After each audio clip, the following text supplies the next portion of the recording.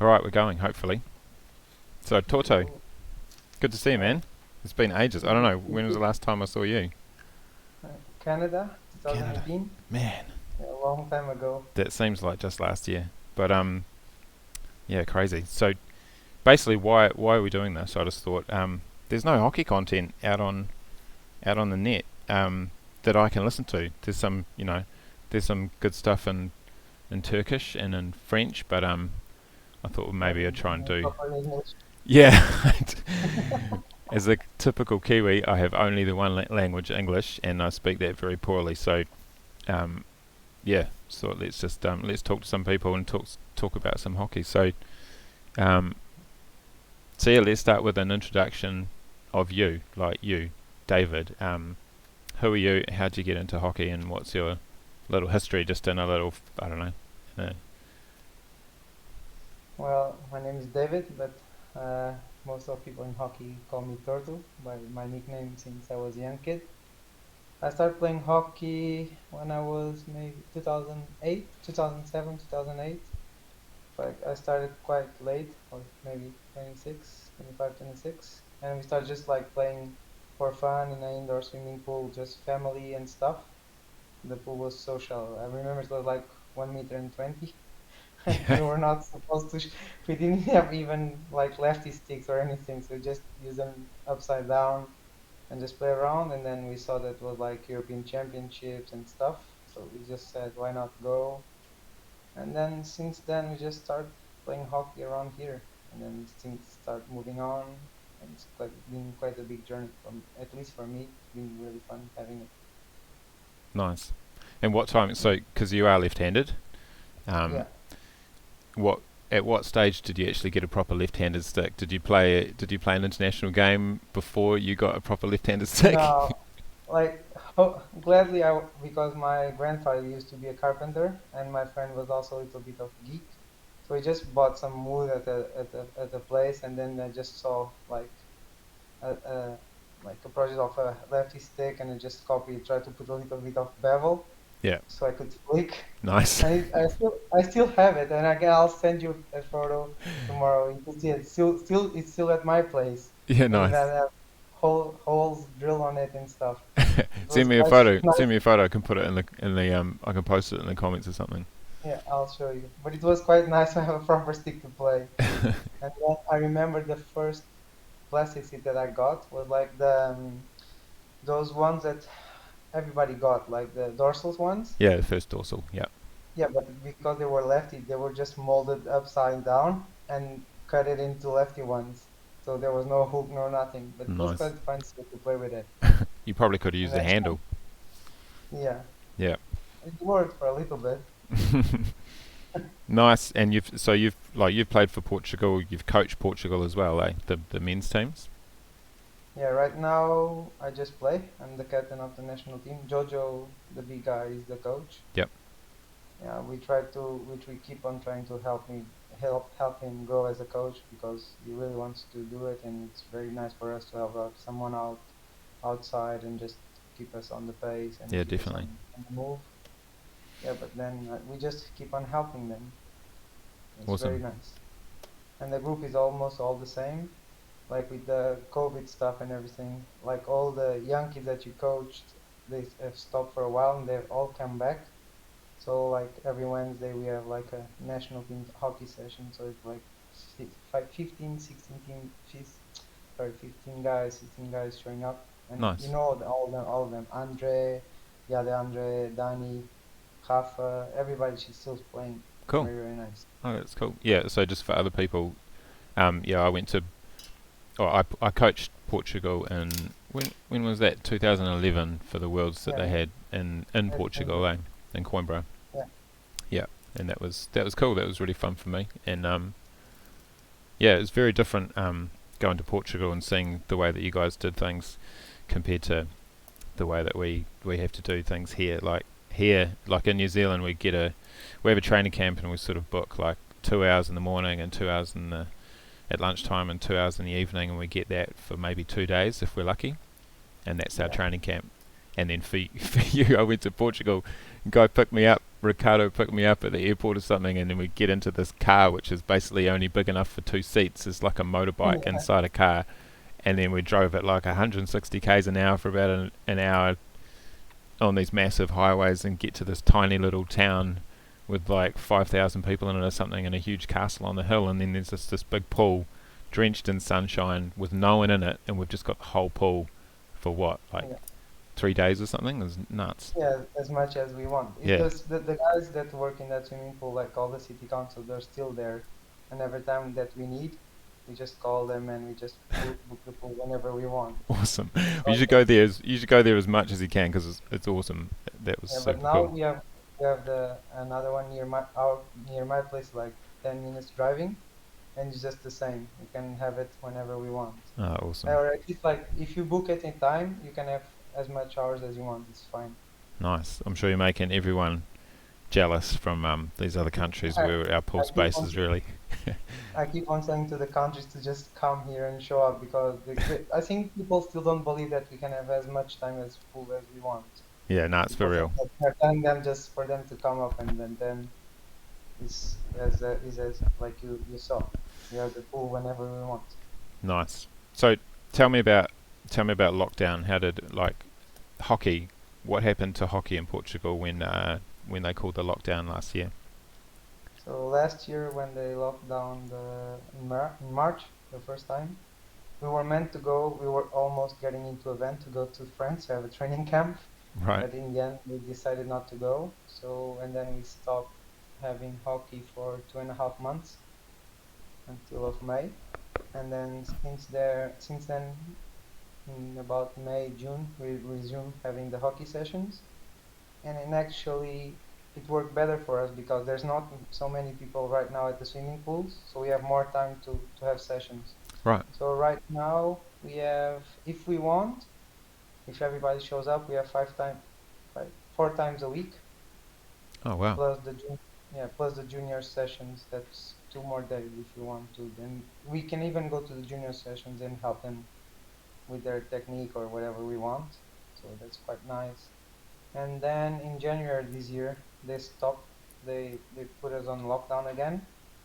But because hockey is like first division hockey is like considered professional, let's say, Yeah. you can still continue to practice with no restrictions. You Oh just have wow. to find a swimming pool that will be open for you to play on. But glad we had a swimming pool that they opened for us and we could keep on training. That was Wow. really, really nice. So you guys actually haven't been as badly affected as a lot of other people in the end. It sounds like, hey. Yeah, in the end, like I know that around Europe it was a struggle, especially France, like because France is one of the biggest countries playing hockey and they struggle a lot. But they are starting now to have their pools open, and but still they have some crazy rules around there. Hmm. I know that they start opening the open outdoor pools, and they kept on training. Like I play for the club from Tom in the south, and because they're all outdoor swimming pool, they could have some sessions, but they have to reduce the time of the sessions and stuff. But now they are starting to go softly. Everything's getting back to normal. Right. Are you going to try and Right get now. back up? Like, when's the next time do you think you'll be able to get up and play some hockey with the French guys? So hopefully, if everything goes right, October we'll start having competitions in October. Okay. They will have their first competition in a small tournament in late September. But then that league that maybe you know already, the More Sport League, they will Yeah. start having in October, 9 and 10 of October, and they already have dates for the nationals and stuff. So it Right. seems things are going to be working, especially like now with everybody getting vaccinated and stuff. Like they are putting the rules lower and lower, so Yeah. we Yeah. hope the competitions will resume soon. Yeah. So this is a We'll new see. thing, this the More Sport League, and you're involved with this. So do you wanna kind of explain what that is and how it works? Yeah, so basically they have two different leagues. So they will have like one tournament. It will be like they'll have three zones. It will be French zone, the UK zone, and the Iberian zone. That means Spanish and Spain and Portugal. So on that three zones, it will have like their own tournament. Like it will be like three or four stages for the league. All the teams in Europe, you can participate. You can build your own team. You can do whatever you want. Right. And, and like in each zone, you have if you qualify and if you are the winner or runner up of the winner of that zone, you'll be qualified for a grand final, like a little bit like Champions League. Right. So the Yeah, top so six. So you end up with two from the top from each zone yeah, goes through a top six, and yeah, that's going to be a tournament. yeah, probably it will be more because maybe in France they'll put because of the quota they'll put more teams going, and even they want team to invite some other teams outside of Europe, so maybe South Americans or South Africans or maybe from New Zealand. It also depends of who's going to be able to fly or not. We don't know yet. Yeah, yeah, And then they have another competition. It will be like Europa League, like different countries. They'll have like a tournament in Holland, a tournament in Portugal, a tournament in Spain, and all the winners of that all tournaments will be invited to play a final tournament to see who's the winner of the whole tournament. It's kind of cool also. cool. So you have like you have and then they have the theme tournaments is like more social and more relaxed. So people just want to go play hockey for fun. Like they'll also have that. So I think that their objective is to have like everyone can have their own level of going to play tournaments. Mm. And I think it will be very good for us. In Europe, you know that it's very easy to fly and get flights and tournaments. Yep. But I think it was lacking a little bit of more serious tournaments. Like French League, you have 2 weekends.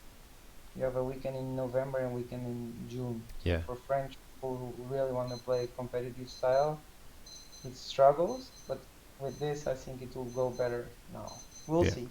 So it's The like idea is really club cool. level, eh?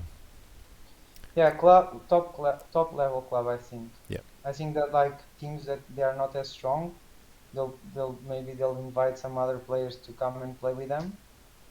I think because they have some special rules. So you are allowed to have 14 players in your roster. So if something happens, you can still replace players from your roster. Like imagine like half of the league, you are able to switch players. Yeah. So we'll see how it goes. But it's a really nice idea, I think. Yeah, it sounds Having, awesome. yeah, Again, you're making people jealous from down here on this side of the world where we can't. If we go to a hockey tournament, then the closest we can get is like for an international hockey tournament. It's Australia, and you're talking yeah, thousands of dollars, or maybe the Philippines, more thousands of dollars. Whereas people in Europe can sort of nip around for a couple of £100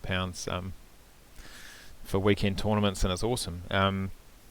Yeah, good that they're getting all this sort of all these tournaments, and it's almost it's like a professional outfit organising tournaments, and yeah.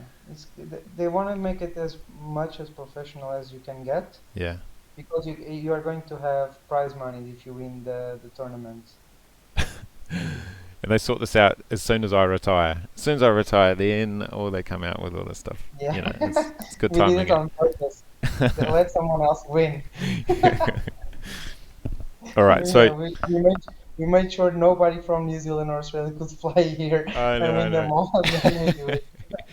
Well, hey, people ask, they invite, when they have a tournament in Colombia or Asia or Australia or Europe, they send us invites. They always let us know, and Yeah, it's always like, oh man, we would love to come, but it's so expensive, it's so hard. But yeah, the logistics and yeah, everything. yeah, that's the thing. So what's the But current situation in Portugal right now? Like, what are your coaches doing? Do you have coaches set up for your teams who actually have you got camps going on? Have you got is there sort of right now, grassroots programs? right now we are waiting to see because like we don't know what's going to happen. Are they going to wait until 2023 to make a competition? Are they going to make a competition 2022? Because in my point of view, I kind of understand that they want to hold until everybody could go. Then that makes sense. But since 2019 or 2019 until 2023 to make a competition, at least they could like do something like in Europe and everybody could come. And I Yeah, would understand that maybe you or Australian people couldn't come. I understand that because maybe from COVID and stuff you couldn't. But I think also it will be good to keep the competition going because we were growing as a sport, and now we are going to struggle a little bit more because at some point a lot of people maybe like especially the youngsters if they don't have competition they will change the sports. Yeah, yeah. I guess it's a problem that lots of sports have. So okay, well, let's talk about that then. So Worlds, the Mm. sort of top level. Basically, they're talking about having a competition in Turkey next year, right? They're talking about having like an open competition where it'll kind of be. I think it'll probably be thought of as a Worlds, and they'll have possibly offering all grades, and it'll basically Yeah, kind of be for if you can get there, then you can participate. But that, as you say, they're trying to aim towards 2023 most likely for the next kind of official Worlds where they're going to sort of sanction everything, and yeah, hopefully everyone will be able to get there. So maybe there'll be something in Turkey that everyone from Europe can get to next year, and maybe some other people from other countries might be able to get there too. That'd be good. yeah. Like right now if you're in the America, if you're like USA or Colombia, you can travel to Europe. You know that they can travel. There's no restrictions for them to travel around here. Yeah, Right. yeah, So even if you fly here and if you are vaccinated from America, you can go back no problem with no quarantine. So yeah. that's not an issue for them. I think people will The just try problem, and do more local things. So maybe yeah, they'll probably try and sort something else out down here for Trans Tasman or Oceania or something, just to kind of keep people involved, like you say, because we want to keep people involved, obviously. But I think that like if you cannot do globally, at least try to do like they wanted to do by zones, but do something. Keep people motivated, keep people wondering they can still compete, like make national teams have something to play on because then you'll have like a big gap. And a lot of people like if they are deciding they should keep on going and they should keep on training for the elite teams or something like that, they will have like ambition or objective. mm, Other rather than that, the people just like say, well, I can still play tournaments in Europe I don't have to work out or I don't have to plan my life as big as like if I go to World or something like that. so what about sort of grassroots level, like internally within Portugal? What's next in Portugal coming up where you guys can play your club teams in Portugal? Like, is there a national tournament that you can kind of focus Yeah. on to sort of develop your growth inside Portugal while you're waiting for everything to sort itself out? So we had a meeting like 2 months ago because we were not certain about what was going on because some clubs they were struggling about their getting their swimming pools back because the rules said that they could like pools could be open, but some local pools were saying, oh, but we don't have people enough to open the swimming pool. So they were struggling to having the swimming pool. So we kind of defined like September, October to have our national tournament Okay. to see people showing up. And especially I think is start bringing back the sport because we already had like when you were here until 2013, 2014, we were like 9, 10 teams out of like, okay, we're not as much clubs as this. We're like 5, 6 clubs, but we still were bringing like 9, 10 teams to nationals. That's quite good for like a small country as ours. Yeah. But then the numbers start dropping a little bit. Like especially, I felt in our club, we felt like from the COVID situation, like since the beginning of the COVID until now, I lost around 30 kids. Wow. Yeah, and I was having like 4 times a week junior sessions, and all together there were around 40 kids, and now I have like maybe 7, 8 Wow. because like parents are not trusting the swimming Yeah. Yeah. pools Yeah. or Totally. are concerned about something else and kids lost their interest and stuff, Yep. which is normal. I kind of understand. So right now we have to invest locally. We have to invest on that again. We are Mm. ready to start in September strong. We talk with the swimming pools to start it strong again. Like it's quite of an effort because we don't get paid for any of those, but in order it's actually good because if we coach the kids, the swimming pool give us 3 days to practice. Oh, good. So it's quite nice. So we just have to sort out in between us who's going to go to the day of teaching and stuff. But it's quite nice. Mm. So we are around 2, 3 guys. We do that. So it's cool. Well, let's talk But about we the hope, kids. So Yeah. like JJ made an order with us. We sent a whole bunch of little tiny little gloves over to Portugal. I think it must have been, time goes past. It was a couple of years ago, but they were. Yeah. It was like 100 gloves, like tiny little ones that we had to make for extra tiny hands. So Mm-hmm. so there was obviously lots of kids getting involved and participating and stuff, and they were young kids, eh? So how old are they when they come through, and what kind of things do you do with them? Like that was a project that the federation had. It was like showing up at the swimming pools organized by the swimming pool and the federation, and the kids would just show up, like kids that normally swim at the local pools, Okay. and they would just show up and have like an open day of hockey and other underwater activities. But what I felt is struggling is you can do that, but then who is going to keep that role, or who's going to keep the activity on the swimming pool? Because you need at least someone who knows how to do it Mm. to put that those kids involved. Like I can come to swimming pool, show to the kids, look, this is hockey, and they get all excited, but then you don't have no one to keep the project. That's the main struggle that we have here. So Like, you need to kind of it, funnel them through to a local club. Is that kind of yeah, not set up? yeah, that's I think that's the biggest struggle that we'll have is like funnel kids to the clubs.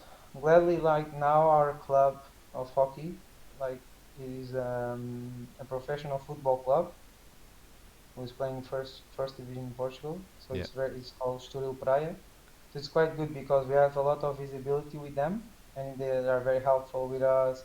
They will sort us out wherever we want. So I'm hoping to start a new project at least at my local city, who is trying to go to the schools and show the sport to the kids, and then from the schools make it happen. They can go to the swimming pool, have a go or something like that, and then open the classes. Nice. So go straight to this the like how can I explain? Like show up at the school, make a PowerPoint presentation what's hockey, show some videos, and if they have interest, I'll make like try to make with the school and the government to make happen like they have transportation to go to the swimming pool like an open day and make Right. them have a free class. And then from there, if they want to stay, we'll have the class for them ready. Nice. And And that's what kind of my things do idea. you do? What, like, how old are those kids? Like the group that you had, the 40 kids, which Yeah, that like the group is group. down a lot. Hopefully you get those Yeah, kids back. But what kind of things do you do with them, and how old are they? like the group that I had is that kids from 7 till 15. So it was like a big mix. Yeah. So sometimes, so sometimes I needed another coach to come and help me because like the kids with 7 years old, it's a struggle. Yeah, you can't Like have it's them a playing good against way the because 15-year-olds. yeah, yeah, it's still nice to see them, but they need like special attention because sometimes they're still learning how to swim and stuff. So it's quite fun. Yeah. But then, like what we try to do is once they start being like 12, 13, 14, and they have already like 2, 3 years of hockey, we start kind of inviting them to come to the like adult session. Right. Like especially if they have like on holidays off the school or something like that, or they live nearby, they'll start coming with us like when they're young. So they'll start like we are careful with them, but we are still pushing them to come and start playing with us because then they'll have they're still there they have to go to attend their hockey sessions to practice their technique, to practice their positioning and stuff. But then they have the treat like if you are doing good on your hockey sessions, if you are doing on a school, then you get to go to the adult session. So it's quite nice. Cool. Cool. It's very fun. Like and then we have like three kids that normally always go to the adult session. So you can imagine 13-year-old kids playing against JoJo. I'm sure he's very nice to them. Yeah, it's very cool. So what's your favorite? What's your favorite coaching sort of? Uh, what's your favorite thing to take them through as a coach that you think does is the best for them? Like does the most improvement for them? You know, like drills or skills, like technique. What's Yeah, your tip? like a lot of people they try to emphasize especially the flick, but I try not them to be very focused on the flick because flick will come with the time. Sometimes you're pushing too much or trying to flick and you need time and technique, but kind of let them spend as much as I can time with the puck. Like Right. let them feel the puck on their stick, let them know how the puck handles, like feeling the puck, how strong you can move them, how soft you need to move them, and then when they get like sensitivity on the puck and stick, then it's so much easier to show them how to flick because then they know the handle, the stick, and especially having them good gear. Like sometimes the kids have like really big gloves and really big sticks that are not suited for them. So my focus on this at the beginning is giving them a stick and a glove that's sorting for them and make them play like a lot of time with the same gear. Right. So they feel like, okay, these are my shoes and I know how to walk. Let me know how to run now. Yeah. Yeah. And so after a while, I keep on focusing on the flick because they already know how like swim, curl, look it up, swimming without looking at the puck. So they can do like all the basic stuff. So I put on the flicking on the next level Right. because they cannot flick if they don't know how to swim with the puck. If they can swim and they can curl, okay, they are doing something. Now, if you want to do something else, okay, let's learn how to flick. Right. And then I emphasize a lot on the flick, especially not big flicks, but have consistency of the flicking. Like, okay, you don't need to flick 3 meters all the time, but you can flick 2 meters or 1.5 every time. Like 10 out of 10, you can reach the point that you want. You can set the goal. So it's quite nice seeing them that they know how to do stuff because that gives them confidence to start learning how to jinx or doing other stuff like teaching them the Benson, teaching how to jinx or something like that, which is really, really nice. Mm, for sure. So do you have a lot of pucks at your session, like or do you just kind of keep the groups really small so that they end up handling the puck a lot? Because that's a bit like Yeah, football, eh? You know, they have like yeah, small-sided games in football for kids. yeah. If I can on a session, like I have around like 7, 8 bucks. I can get more if I see that they're coming more. I can bring some out my house. But even if they're old, I just want them to have a puck for each so they can have fun touching the puck because like when you play soccer or football, you want to touch the ball. You don't want to run without something. Yeah. Yeah, and then I do like small groups so can they can touch as much as they can on the puck. And then we always have in the end some like a little game with some rules like to make them like also see the game differently like you cannot come up if you come up you're out of the game so you can see them pushing into each other like stay down don't come Right. up otherwise we'll lost and we lose and stuff like that Okay. or if the teams are very unbalanced I'll make like a bigger goal and the strongest team will have just a small point to flick so Oh to yeah. make the game more interesting. Right. Right. So how does that game work with when you come up, you're out? Like how does lay that out? How does the drill work? Yeah, it works really nice, and especially when there are smaller groups, what I try to do is I have my camera, so I set the camera, I tape them, they do the drill, and then we go just get to the side of the swimming pool, and I show them, look, this is how you're doing, and this is how you should do.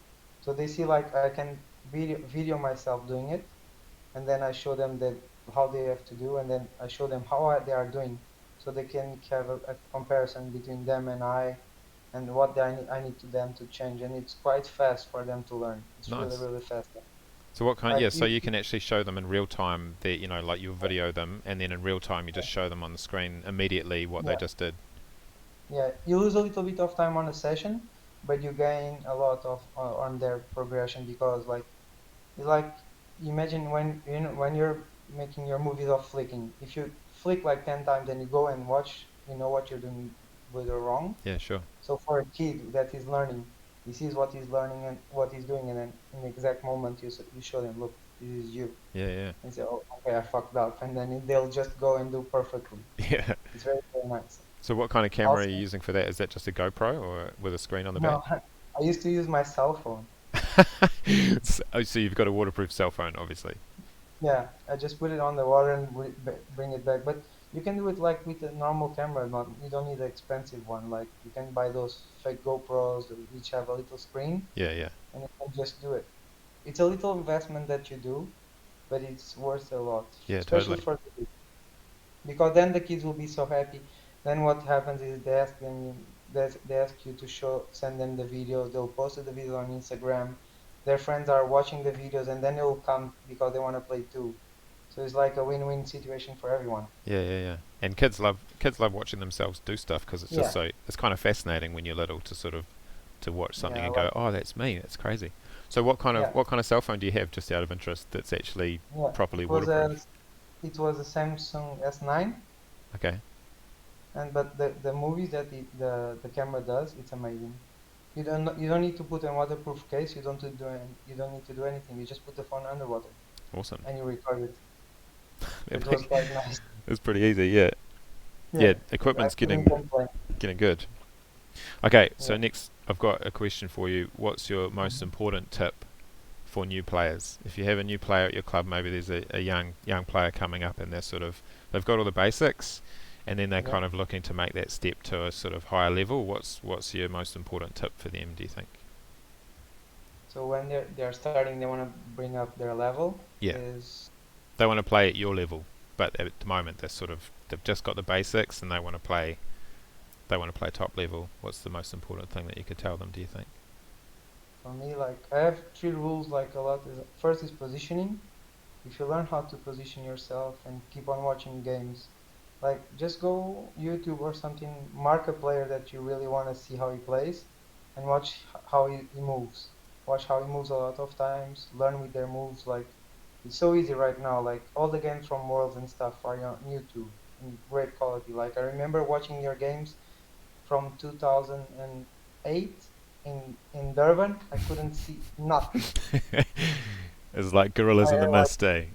yeah, but I keep on watching like 2006 and 2008. I still have them, and sometimes I still go and watch because it's amazing. Because you can see like how you move, like especially because nowadays there's so much formations, and people want to play like all different formations, and they forget the basics, like how does a wing player or halfback or something like that. Yeah, yeah, yeah. You can see it all now, eh? It's Yeah, amazing. and You, that's like the position and especially like positioning, and don't worry if you miss. Try and miss because like I can see the evolution of hockey, especially around Europe. Kids nowadays they want to do so many skills that they forget the basics, like where to pass, why are you passing to that guy, is that a good option? What are your options before you go down? Because they want to play so many skills that they forget that sometimes a small pass makes like a big progression in the field rather than to try to pass a guy with the jinx and you right. look at him. There was a guy just open next to you. Yeah, Why don't you do the simple yeah. stuff? It's kind of like, why are Like, you trying to like what do you if you're going to jinx that guy? What would the jinx accomplish? Oh, it would get the puck past him to your but still, teammate. Okay, well maybe you can just pass it instead. That kind of thing. yeah, make it simple. Like it's positioning, make it simple as much as you can, because like for me, doing a move or doing a jinx is just last case scenario. If I really need to do that, is because I have no other option or I have no other players so I can pass. Right. And then is watching the game before you go, anticipation. Like I tell a lot of the guys here, like hockey for me is a game of chess.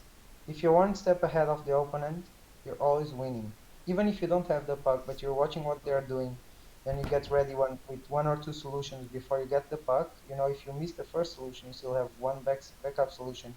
And then if everything goes wrong, you do just Hail Mary and go for it. Yeah, But yeah. you have to think about it before you do it. Like and that's also like sometimes the problem that the new players have is that they go down without thinking, and then when they get the puck, they don't know what they're doing, and they struggle like, what now? And I said, yeah, because you didn't think before when you go down what you could have done. Mm. So it's just like three simple rules. If you are good at those three simple rules, your game will change a lot. Mm. Then the time for doing skills, crazy stuff will show up, but you have to make it as much simple as you can and make it like as much effective as you can.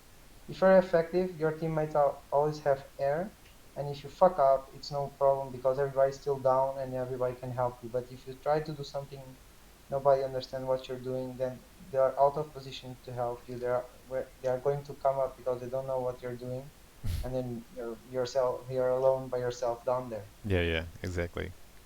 You remember? Yeah, Dolan. He used to tell me when I was a really little young guy, and he was a bit older than me, and I was looking up to him, of course. Um, he'd be telling me I was playing like goalie and he was a forward, and I Mm. think he came up to me after one at a camp somewhere, and we were on the same team, and he goes, "Oh, that was pretty good, Liam. Like, none of the opposition knew what you were going to do there, did they?" And I was like, "Oh, I guess not." And he goes, "Yeah, we didn't know what you were going to do either. I didn't know what you're going to do. So, you know, so we all lost the puck, didn't we?" I was like, yeah, yeah, sorry, darling. Yeah, yeah, makes Yeah, sense. yeah, sometimes it happens. You have to do some crazy stuff in order to save the puck or save the goal. But then you're also if you keep like like here people know me like sometimes I like to do crazy stuff near the goal. Like when there's a lot of people, I kind of like try to do not the obvious one because all the forwards they know what maybe can happen. So you go for the most not obvious thing Mm, because if you mess up their minds but you're still capable of thinking what you're doing, then you have a big chance of passing them. mm, Rather than if you do the obvious, they know the rule. They know that you are going to flick there. So sometimes you have to break the rule so in order to pass the game. But yeah, don't make it as a big rule all the time. and right in But front of the sometimes it goal, happens. Yeah. right in front of the goal. That's the time to do those crazy things, isn't it? Like right in front of their goal, because then well, you got to have a go somehow, and then right in front of your goal because you're just desperate and you got to get out somehow. Um, Yeah. You yeah, just have yeah, to trust yeah, yourself and say, exactly. okay, let's go. No worries. All right, so what's your favourite thing to see in a game? Like if you're playing in a game, if your team manages to do something, Yeah. what makes you happiest to see your team do in a game, or see any team sort of manage to do in a game? Like for me, the thing that makes me most proud of when we are playing is to see the other team swimming like crazy and not touching the puck. If we keep on the puck into ourselves, okay, sometimes you lose the puck because you make a flick forward, but then you do double team, but and the moment they touch the puck, the other forward takes an out. But if you see the other team swimming like crazy, they don't know what to do, and you just see them playing our against our game, but you're still on control and passing around the puck. Mm, That's what makes me like most happy. Like controlling the game, watching the game is going smoothly, and the other team is not knowing what to do is the most wonderful thing. Like, of course, everybody likes to see a move or a crazy move or that, like, but everybody can do like one-on-one that thing. But put six players without being able to talk and move the puck automatically is amazing. mm. It's just wonderful. That Think means that all the work you've made, it's resumed in one, two, three plays, but it's so worth it. That's the thing that makes me more happy. Yeah, I think we all like that, eh? I think that's the thing Yeah. because we can't communicate. It kind of makes it feel kind of special when you actually, you manage to make this teamwork, this team play kind of happen with a whole bunch of passes. It kind of feels a bit more special than if we're all running around on a field yelling at each other, I suppose. Yeah, that like that when you get the puck in the middle of the opposition team and you make a blind pass and you see the forward is just there waiting for it and nobody was waiting for but that pass was combined was arranged like a 10 session times to say you're talking about stay there, I'm going to put the puck there. And once you go into a game and you see it works and everybody's trusting yourself because in the end if everybody's in their own place and they trust, it's amazing because it's a game of trust. You cannot tell, I am going to pass there. No, you have to understand the game and you have to trust the guy that's going to put the puck there. Mm, If you tell me go there, I'm going to make the pass. If I trust you and then the puck lands, if everybody does that, it's amazing. Then you have a team. Then it's amazing because you have a group of people who makes up into a team. yeah, nice. Most wonderful thing. And one of the last things, what's your gear setup? Like, what kind of gear do you like? If you had to sort of go through everything in your gear bag that you use, like what kind of stuff do you use and why do you use it? Well, right now, like I'm very like there's a lot of people who keep on changing the sticks and stuff, and I'm very picky with my sticks. Once I get my perfect sticks, I don't move. Like I've tried maybe all your lefty sticks, and I always keep the rocket. As much as I change, Yeah, I'll always go back to those ones.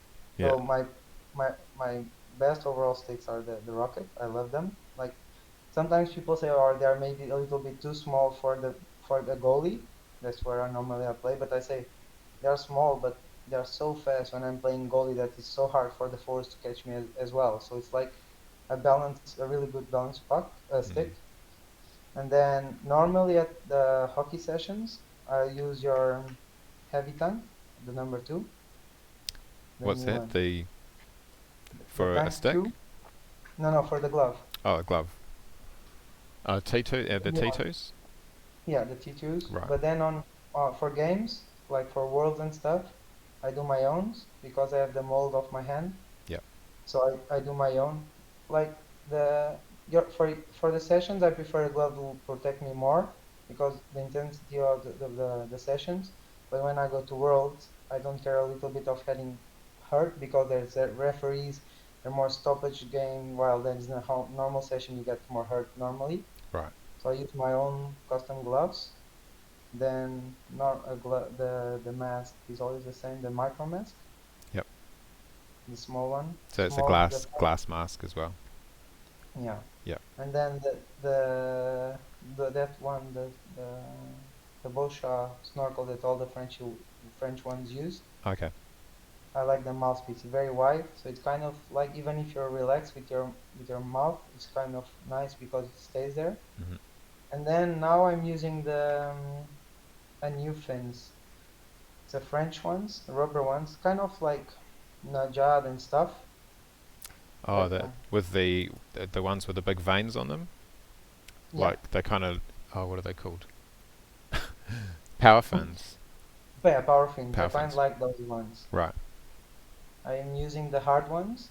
At the Okay. beginning, you get it's a little bit hard to get used, but once you get used, it's really nice. Like I haven't been playing with fiberglass fins for like maybe 3 years now, Mm.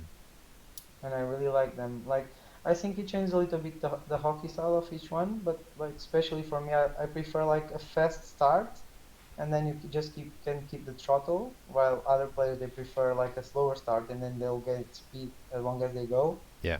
But right now, hockey's like the kind of hockey that is being playing in Europe is so tight that what you need is like a fast start or a fast breakaway, and then to gain those 2 3 meters, and then it will open up rather than to have like a long swim ahead. It's like Yeah. So there's you not kind of, many so you're goals. relying, like you're relying on your positioning to be in the right spot, and then you're using your sort of accelerating speed over that first 2 3 meters. That's your main kind of, that's your Yeah, main that's my main speed. goal. That's R- what I want to do. And then if I gain my position against my opponent, then I can swim and he still has to swim over me or something like that. And then I can just use my body to not let him come. Not in, I can block them and then it's fine. Yeah. While rather using a big fin is better for like long swims, but in the end, it doesn't, for me, it doesn't make any sense anymore. So how do you find those power fins? How do you find this the hard stiffness compared to like marina sprints or something? Are they harder or Yeah, they're harder. they're harder? So are Yeah, they, would Marina the fin, medium be like a sprint? sorry? Would the medium power fins be a bit more like a sprint? Do you think? Yeah, medium power fins are like the Marina fins, let's say. Right. Like the hardest one that I've ever used was the Najad, the iron ones. Yep. They are stiff. They are very stiff. Yeah. Once you get used to it, they are okay, but the first 5 sessions, it's hard. So You need to so get the used power to fins them. you've got are they're kind of like the irons, do you reckon, or they're not quite so stiff? They are not like iron. They are a little bit smoother than iron. Okay, so kind of in the middle. That's interesting. I'm just trying to pull up a picture so people can see what they are. That's what they look like for people. I don't think you can see it, but And then alright. there is a new ones. They're called Finafins that I'm still waiting for them because the border control blocked me like for 4 months still for getting those fins to try on. Oh So right. I'm hoping to test them. I'm Yeah, I've still waiting. actually I bought some as well. Oh, I tried to get a couple, and they sent because they come from Russia, right? Yeah, Yeah, and exactly. they sent them like months ago, and then I think yeah, I ended up saying, are they on the way? And I think they were like, oh, I think they're lost. We'll send them again. So I think they've, I don't know, they're still not here. It's months again. So The thing is, the lady, she's very nice because she keeps on helping me because I can see like in the border customs that I keep on getting messages that they're not letting my fins come out. Right. They're not letting my fins come out, and I'm telling like this is a tryout fin. It's not like I bought them or anything. I'm not going to sell them in Portugal. It's like for testing. Yeah. And they still say no, no. And I say okay. So now we're trying the other way around to get the fins back. So Oh we'll well. see. Yeah. Customs is Yeah, always the problem. like, that's true. Yeah. I got a message from I got a message from them about the tracking, and they said the pastry is lost. That was my message. I think it was like an issue of translation. It's good. But anyway, so it's fins. Yeah, and so for the sticks you use, so basically rockets, that's like quite a short stick, but it's got Yeah. a hook. It's got a hook on it. So do you really, you like the hook? Um, when was the when did you first go to a hook? Like when was the, did you start with more like a stingray kind of thing and back in the Yeah, I day? used to play. I used to start playing. I used to start playing more with tipas. That's like, Oh yeah, let's say, a little bit like for people who don't know, it's like a smaller version of the other ones that you said, like the what you said just before the stingray. yeah the stingray. Yeah, I said they're like a smaller little and bit straighter shorter. probably. Yeah, Yeah, and then I kept on playing for. I went to play like maybe two main international competitions with stingray. That was maybe 2011, 2013. I played with stingrays, and then like we stopped for a while the international competitions, and then maybe your sticks showed up like 2016, mm. 17. Yeah, about then. Yeah, and then was like I remember talking to you like especially in the French league where it's like puck possession is so hard to get. Like there's a lot of wall fight and stuff that the hook is really needed. Like not Yeah, the main like a really big hook, but just a small one who can still grab the puck and hold it a little bit there. And I think it's like for me at least it's the perfect side of hook. I can do like I can steal, I can grab, I can do a lot of stuff. Like all the moves come up nicely, but still also to release the puck. Like if you want to do like inside flick, it goes amazing. mm. Like it's very easy to let it go, and the inside flick goes like very wide and very high. Mm. Yeah, it's I interesting how really like. things change, eh? Yeah, Our culture here is kind of, New Zealand for ages was kind of like no hook at all. Like almost like if you had a big hook, it was almost like looked down on.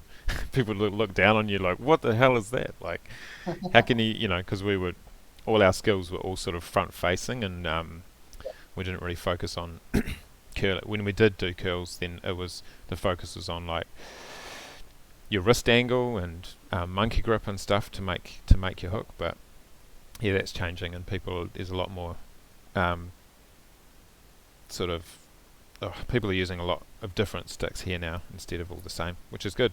It's nice and healthy.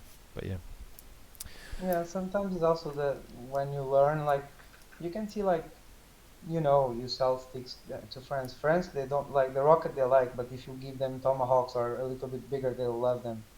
And you still see people smaller than us, like using those big sticks, and you're like, mm. how are you going to move that?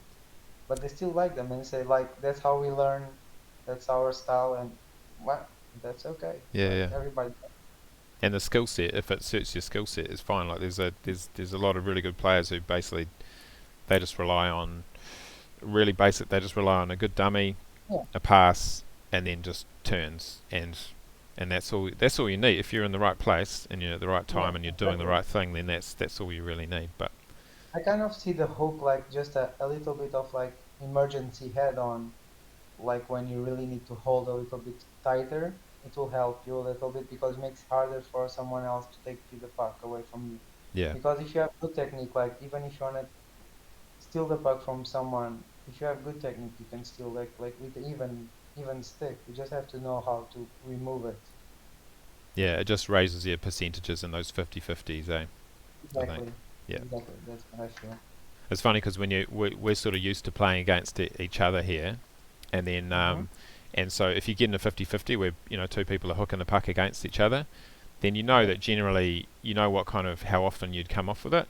But then if Hmm. we go and play an Australian team, all of a sudden you're getting these 50-50s, and it's not a 50-50 anymore because they've got these massive hooks, and Yeah, suddenly eighty you're like, oh twenty. shit, this is like a 90-10. I'm like, this is 10% for me, 90% for him because he's got yeah, just this big advantage. And it's like sometimes it's kind of like, wow, you can't let people have that advantage on you because you know um, But, every but little on bit counts. Yeah. But if you show up with a no hook stick in Australia, maybe they will tell you you cannot enter the national team. What are you using for playing, man? Just Yeah, make it. exactly. Yeah, they'll be like, "What are Uh, you doing, man? You need a real stick. You need a real stick with a hook. Here you go." Yeah, and if yeah, it's made of the plastic, it's illegal in Australia. You need wood. yeah. There's some plastic there now. There's yeah, they're like a range of Yeah. stuff from what I can see. But yeah, hey, that's all the questions I had for you, Torto. Thanks, man. Like, what do Yeah. you want to? Do you have anything you want to sort of chat about while we're here? It hasn't been that long. It's been. Oh no, it has been. Okay, it's been long. It's been 15 minutes. It must be really late where you are. Is it beyond When midnight? are you when are you coming out new sticks? um, yeah, it'll be a little while. We're sort of working on more gloves at the moment, but yeah, Cool. we're trying to work on our processes basically as far as our little shop is concerned. Working on our processes, making it easier and more efficient. Um, yeah, to make them so that I can do more designing and stuff. That'd be cool because I always like that. And, and another question I have to you. Are you really retired or are you going to show up in Australia, fuck us all up again?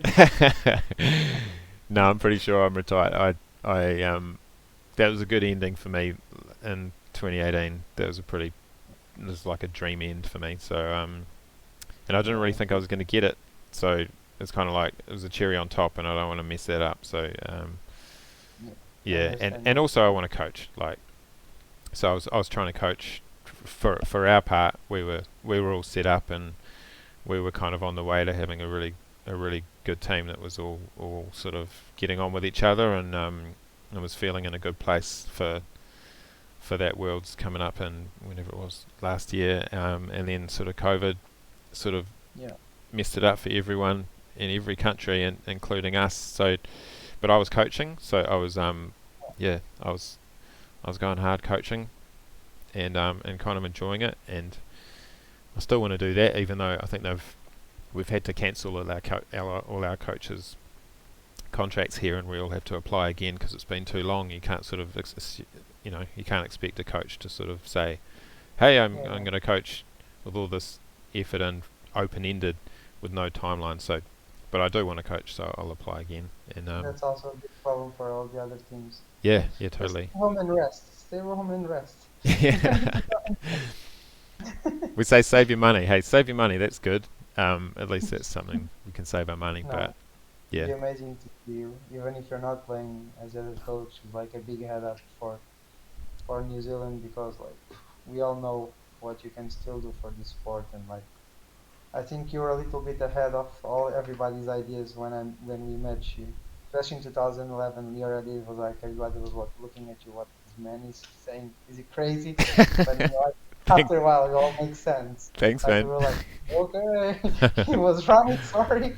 No, it was very, very nice. And I think like whenever you want to come to back to Portugal, I think all of those guys will tell you you have a house to come and like we were all amazed with everything you did for us. Oh, cool. Oh, no worries. Hey, it was cool fun, man. And yeah, we did Thank do you. some crazy things with you guys. We did some crazy things with you guys that haven't done since. But it was good fun. And yeah, we'd love to come. We've got two, me and Danny. We've got our two little girls. They're 8 years old nearly, is Riley, and Ashley just turned 5, so they're both in school. They're still little, so if we could kind of we'd love to get things to a stage where we could leave the business for a little while and go travelling and sort of stay with people and do some coaching overseas and see some nice countries that the girls wouldn't get to see otherwise while they're still young. But who Yeah. knows? You know, Well, you know you're always welcome here, so you can then come whenever you want, buddy. that'd be awesome. Yeah. Cool. Right. I think we're done. Yeah. Thank you so much for having me. Hey, cool. We'll see Nice how to this talk goes. about hockey. Yeah, I know. It is good to talk hockey. And obviously we both Cool. get sidetracked because we love talking about hockey, so Yeah, we we talk about could keep anything. talking about all night. Well, hopefully I haven't mucked up the audio settings and it's actually recorded because otherwise, I'm gonna kick myself, We have to do it again. but yeah, Be honestly, nice.